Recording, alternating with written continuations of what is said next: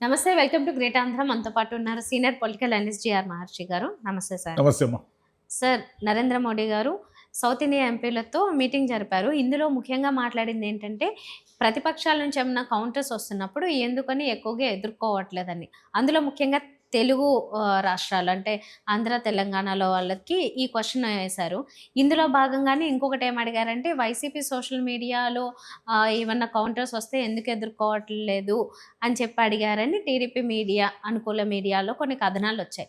ఎంతవరకు ఏవి నిజాలనేది తెలీదు గానీ, అయితే దాన్ని నెగెటివ్‌గా ఆలోచిస్తే నెగెటివ్‌గా అనుకోవచ్చు. పాజిటివ్‌గా ఇంకో కోణంలో ఆలోచించుకుంటే సరే, వైసీపీకి సంస్థాగతంగా ఇంకా అంత బలం ఉంది. నరేంద్ర మోదీ గారు కూడా మాట్లాడారు. ఆ మీడియా గురించి మాట్లాడినా, లేకపోతే ఆ పార్టీ గురించి మాట్లాడినా అంటే దాన్ని పాజిటివ్‌గా తీసుకోవచ్చా? వైసీపీ వాళ్ళు ఎలా అనుకోవాలి? ఇప్పుడు మోదీ గారు అన్నారో లేదో ఎవరికి తెలియదు. హ్మ్. ఇలాంటివి ఏమిటంటే కథనాలు వస్తూ ఉంటాయి. అంటే మామూలుగా క్యాబినెట్ మీటింగుల్లో లేక కొన్ని పత్రికలకు విడుదల చేయకముందే కొన్ని కథనాలు వస్తాయి. ప్రధాని గారు ఇలా అన్నారు, చంద్రబాబు నాయుడు గారు ఇలా అన్నారు. ఆ రకమైన కథనము వచ్చింది. ఏమొచ్చింది? బీజేపీ ఎంపీలంతా కూడా మా వైసీపీని గట్టిగా ఎదుర్కోవాలి, వైసీపీ సోషల్ మీడియాని బలంగా ఎదుర్కోవాలి అన్నట్టుగా ఆయన మోదీ గారు మాట్లాడినట్టుగా వచ్చింది. ఓకే, దీన్ని ఏం చేశారంటే టీడీపీ మీడియాలో ప్రముఖంగా వచ్చింది. అంటే మోదీ గారు దృష్టి పెట్టారు వైసీపీ మీద అనే దాన్ని అనుకూల కథనంగా మార్చుకునే వాళ్ళు ఏం మాట్లాడుతున్నారంటే, ఇంతకాలము మోదీ గారి అండతో ఈయన జగన్ గారు తన కేసులు ఇవన్నీ ఇది రాకుండా, విచారణకు రాకుండా ఏదో మోదీ గారు ఏదో హెల్ప్ చేశారు, సేవ్ చేస్తున్నారు అనే ఒక టాక్ ఉంది కాబట్టి, మోదీ గారు ఇంకా జగన్ని టార్గెట్ చేశాడు, ఇంకా ఆయన దృష్టిలో జగన్ వచ్చాడు కాబట్టి ఇక జగన్ వైసీపీకి ఇబ్బందులు ఎదురవుతాయి, వైసీపీని బీజేపీ అనుకుంటే ఎన్ని రకాలుగా ఇబ్బందులు పెడుతుంది కాబట్టి ఇంక వైసీపీ పని అయిపోయింది, వైసీపీ టార్గెట్ అయ్యింది అన్నట్టుగా ఒక కథనం. అంటే ఒక వర్షన్ ఇది మీరు చెప్పినట్టుగా టీడీపీ అనుకూలంగా చూడాల్సిన వర్షన్ ప్రకారం అయితే అది ఇంకా మోడీకి వైసీ జగన్ గారికి ఏదో చెడింది, వాళ్ళ మధ్య సంబంధాలు లేవు. ఇంతకాలము జగన్ గారు తెలుగుదేశాన్ని తిట్టారే కానీ మోదీ గారిని ఎప్పుడు తిట్టలేదు, బీజేపీని ఎప్పుడు టార్గెట్ చేయలేదు కాబట్టి ఇక ఆ కాలం అయిపోయింది, వాళ్ళ మధ్య ఇక సయోధ్య లేదు, ఇంకా నేరుగా అన్ని కేసులు స్పీడప్ అయిపోతాయి, ఇంకా జగన్ ఏదో ఒక రోజు జైలుకి వెళ్ళిపోతాడు, ఇంకా వైసీపీని బీజేపీ టార్గెట్ చేసి బీజేపీ వైసీపీని ఫినిష్ చేస్తుంది అన్నట్టుగా ఒక కథనం. సరే, ఇంకొక వర్షన్ ఆలోచిద్దాం దానికి. ఇప్పుడు 11 సీట్లకు పరిమితం చేసి మీరు 164 సీట్లలో కూటమి వాళ్ళు గెలిచారు అంటే ఏమిటి? మీ లెక్కల ప్రకారం 10% కూడా రాలేదు వైసీపీ. అంటే వైసీపీ పని అయిపోయింది అనే కదా మీరు మీ దృష్టిలో భూస్థాపితం చేశామనే కదా అంటున్నారు. మళ్ళీ ఎందుకు వైసీపీ అంటే మీరు అంత భయపడుతున్నారు? అంటే వైసీపీ అంటే భయపడుతున్నారు, మోదీ గారి దృష్టికి కూడా పోయింది, వైసీపీని ఎదుర్కోవాలి, వైసీపీ సోషల్ మీడియా బలంగా ఉంది అంటే వైసీపీకి అది ప్లస్ పాయింట్, వైసీపీకి క్రెడిట్ పెరిగింది అని అర్థం. అంటే వైసీపీ మైలేజ్ పెరిగింది, వైసీపీ గ్రాఫ్ పెరిగింది అని అర్థం. 11 సీట్లకు పరిమితమైన వాళ్ళకి మీరు ఎందుకు భయపడతారు? ఇప్పుడు బీజేపీ ఎంపీలు అంటే ఎవరు? బీజేపీ వాళ్ళు, ఒరిజినల్ బీజేపీ వాళ్ళు ఎక్కడున్నారు? అక్కడ తెలుగుదేశం నుంచి వచ్చిన వాళ్ళే కదా, ఒకరు ఇద్దరు తప్ప. మరి వీళ్ళందరూ కూడా తెలుగుదేశానికి అనుగుణంగా పనిచేస్తారు కానీ బీజేపీకి అనుగుణంగా ఎందుకు పనిచేస్తారు? తెలుగుదేశం ఎజెండా ప్రకారం వాళ్ళు బీజేపీలో ఉంటూ పనిచేస్తారు కానీ బీజేపీ చెప్పినట్లు పనిచేయరు వాళ్ళు. అందుకని ఆంధ్రప్రదేశ్లో బీజేపీ ఎప్పటికీ ఎదగకపోవడానికి కారణం ఏమిటంటే దానికి సొంత ఎజెండా లేదు. సొంత ఎజెండా లేకుండా ఎంతసేపు అది చాలా పరిమితమైన దీంట్లో ఉండడం వల్ల వాళ్ళు ఎదగడానికి అవకాశమే లేకుండా పోయింది. ఇప్పుడు బీజేపీ ఎంపీలు వైసీపీ వాళ్ళ మీద ఏమి దాడి చేస్తారు? వాళ్ళు ఏమైనా అధికారంలో ఉన్నారా? వాళ్ళు ఏమన్నా వాళ్ళ మీద ఏమైనా ఇదేమిటి అవినీతి ఆరోపణలు? అంటే ఇప్పుడు మేము అధికారంలో ఉంటేనే కదా అవినీతి ఆరోపణలు. సరే, పాత వాటి కేసులు అవన్నీ చంద్రబాబు నాయుడు గారు ఎలాగో చూసుకుంటారు. వైసీపీని ఏమని టార్గెట్ చేస్తారు? వైసీపీ సోషల్ మీడియాని బలంగా ఎదుర్కోవాలి. ఎవరు సోషల్ మీడియా వాళ్ళకు ఉంది కదా, టీడీపీకి లేదా? టీడీపీ సోషల్ మీడియా కూడా బలంగానే ఉంది కదా, వాళ్ళు చేస్తారు, వీళ్ళు చేస్తారు. వాస్తవాలు ఆలోచిస్తే ఏమిటంటే వైసీపీ ఈ 18 నెలల్లో బలం పుంజుకుంది. ఎందుకు పుంజుకుంది అంటే టీడీపీ వైఫల్యాలే కారణం. మీరు వాళ్ళని 11 సీట్లకు పరిమితం చేసి మీరు చెప్పే లెక్కల ప్రకారం అమరావతి పూర్తి చేసేస్తున్నాం, పోలవరం పూర్తి చేసేస్తున్నాం, ఉద్యోగులకు డిఏలు ఇస్తాము, రోడ్లన్నీ మరమ్మతులు చేసేస్తున్నాము, ఈరోజు కూడా 1,00,000 కోట్ల పెట్టుబడులు వచ్చాయి అని చెప్పారు. 1,000 కోట్ల పెట్టుబడులు వచ్చాయి, 1,00,000 మందికి ఉద్యోగాలు ఇస్తున్నామని క్యాబినెట్ మీటింగ్ తీర్మానాల్లో ఉన్నాయి కదా. మరి మీరు చెప్పినట్టు అదేది కాగ్నిజెంట్ వచ్చేస్తూ ఉంది, గూగుల్ వచ్చేస్తూ ఉంది, ఇవన్నీ వచ్చేసినాయి కదా, ఇవన్నీ వచ్చేసాయి. మరి లక్షల ఉద్యోగాలు ఇవన్నీ వచ్చినప్పుడు వైసీపీ అంటే ఇంక భయపడాల్సింది ఏముంది? మీరు అంత అభివృద్ధి దిశలో దూసుకుపోతూ సూపర్ 6 బ్రహ్మాండంగా ఇస్తూ ఉన్నప్పుడు మీరు వైసీపీకి భయపడాల్సిన అవసరం ఏముంది? వైసీపీ అనే ప్రజలు మీరు చేస్తున్న అభివృద్ధిని అద్భుతంగా మెచ్చుకుంటే మీరు ఓటేయమన్నా వేయరు వైసీపీకి.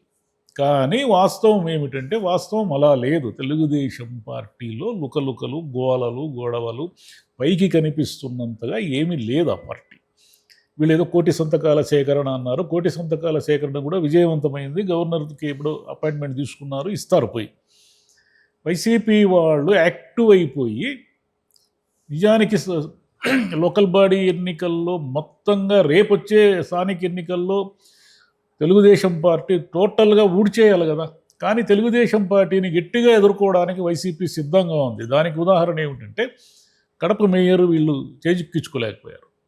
మీరే అధికారంలో ఉన్నారు కదా, మీరు అనుకుంటే ఎన్ని ప్రలోభాలైనా పెట్టి బెదిరించి దౌర్జన్యం చేసి ఏమైనా చేయొచ్చు కదా. అంటే వీళ్ళు ఏమంటారంటే మేము డెమోక్రటిక్గా ఉన్నామని కూడా అంటారు. మీరు డెమోక్రటిక్గా ఉన్న వాళ్ళు అయితే మొత్తం కార్పొరేటర్లందరూ లాగేస్తున్నారు కదా, ఎలా లాగేస్తారు మీరు? నెల్లూరు మేయర్ కూడా డౌట్లో ఉంది, వీళ్ళు టీడీపీ వాళ్ళు లాగే పరిస్థితి లేదు. అంటే వైసీపీ మెల్లిగా బలం పుంజుకొని గట్టిగా పోరాడడానికి సమాయత్తం అవుతూ ఉంది. దానికి కారణం ఏమిటంటే టీడీపీ చెబుతున్నంతగా లేదు. మీరేదో మంత్రులకు ర్యాంకులు ఇస్తున్నాం, అవి ఇస్తున్నాం, ఇవి ఇస్తున్నాం అంటారు. ఈరోజు కూడా టీడీపీ అనుకూల మీడియాలోనే వచ్చింది.